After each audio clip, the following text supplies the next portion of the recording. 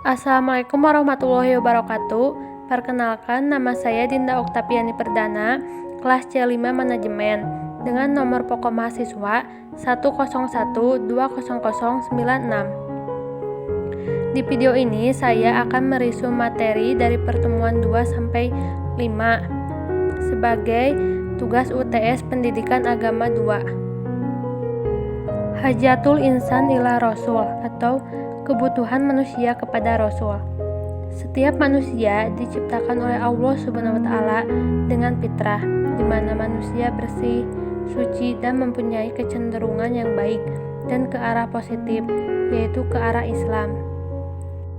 1. Al-Insan. Al-Insan atau manusia adalah ciptaan Allah Subhanahu wa taala yang diberikan banyak kelebihan dan keutamaan dibandingkan dengan makhluk Allah lainnya.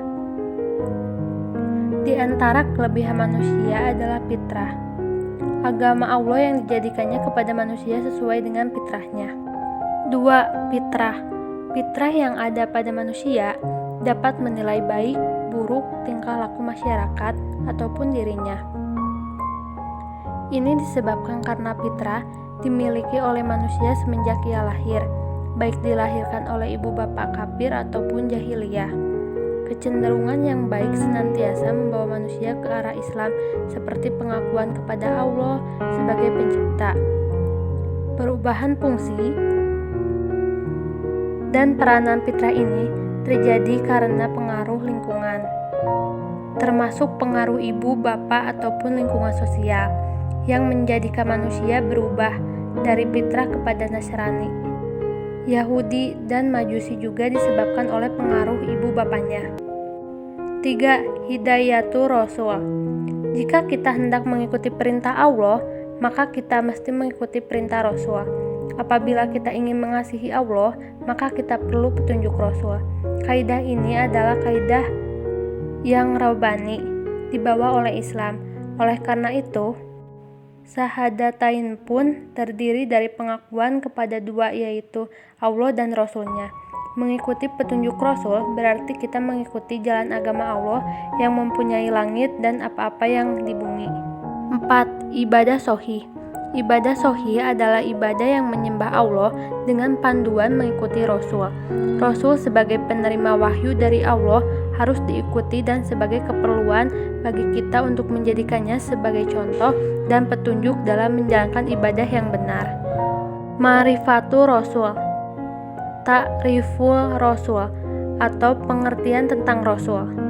Dari segi bahasa, Rasul berasal dari kata rasala yang berarti mengutus, sedangkan kata Rasul adalah bentuk infinitif dari kata rasala yang berarti utusan atau seseorang yang diutus.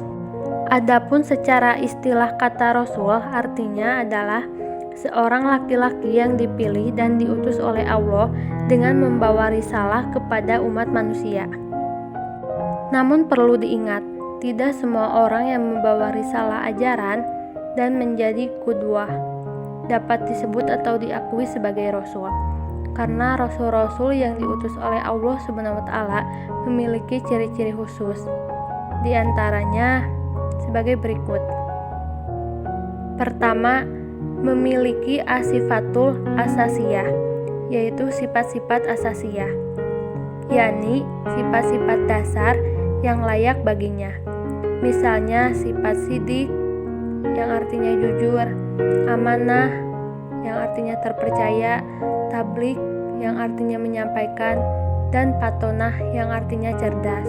Sifat ini layak dimiliki oleh setiap rasul yang mengemban atau membawa risalah dari Allah Ta'ala. Kedua, memiliki al-mujizat atau mujizat, yakni perkara-perkara luar biasa yang dapat dilakukannya dengan izin Allah untuk melemahkan mereka-mereka yang menentangnya. Salah satu contohnya adalah mujizat Rasulullah SAW ketika membelah bulan dengan izin Allah Subhanahu wa taala. Ketiga, adanya al-bisharat atau berita gembira kedatangannya. Kabar gembira kedatangan seorang rasul ada kalanya telah diberitakan oleh rasul-rasul sebelumnya. Keempat, adanya an-nubuwat atau berita-berita kenabian yang disampaikannya. Setiap rasul senantiasa membawa berita dari Tuhannya melalui wahyu berisi ajaran, perintah dan larangan, atau peristiwa-peristiwa masa lalu dan masa yang akan datang. Kelima, adanya ats-samarat atau hasil dakwah yang dilakukannya. Di antara hasil dakwah yang diwujudkan Rasulullah SAW adalah munculnya generasi unggul dari sisi keimanan, ilmu, dan amal, sehingga mampu berkuasa di muka bumi ini dan menebarkan ajaran Islam ke seluruh penjurunya. Makanatur Rasul atau kedudukan Rasul. 1. Abid min ibadillah atau hamba di antara hamba-hamba Allah. Rasulullah SAW adalah sebagai hamba dan manusia biasa yang juga makan, minum, pergi, beristri, berniaga, dan segala aktivitas manusia dikerjakan dan ditunaikan dengan baik. Rasul melaksanakan keperluan sebagaimana manusia lainnya. Dari keadaan ini dapat disimpulkan bahwa Rasul sebagai manusia dan kita pun sebagai manusia, sehingga apa yang dikerjakan oleh Nabi juga dapat dilaksanakan oleh kita secara baik. Tidak ada alasan untuk tidak mengerjakan perintah Rasul, karena Allah telah mengutus Rasul dari kalangan manusia juga. 2. As-sunnah atau sunnah. Dari segi bahasa sunnah berarti jalan. Maksud sunnah Nabi adalah segala sesuatu yang disebutkan dan diamalkan. Sunnah Nabi bernilai syar'i dan perlu untuk mengikutinya. Sunnah yang demikian dijadikan sebagai teladan dan ikutan. Sesuatu di luar itu boleh dilaksanakan, boleh juga tidak. Ia merupakan sesuatu yang tidak wajib, seperti Nabi biasa menunggang unta, memakai pakaian budaya Arab, perang dengan pedang, dan sebagainya. Perkara ini adalah wasailul hayah atau sarana hidup yang biasa berubah dan tidak mesti mengikutinya. Yang perlu diikuti dan bernilai sunnah adalah yang bersifat minhajul hayat atau petunjuk hidup. Sunnah ini dijadikan sebagai fiqh ahkam untuk rujukan beramal atau mengambil keputusan. 3. Rasul minal mursalin atau Rasul di antara Rasul-Rasul. Nabi Muhammad SAW selain sebagai hamba, juga sebagai Rasul yang mempunyai keutamaan dan ciri-ciri kerasulan.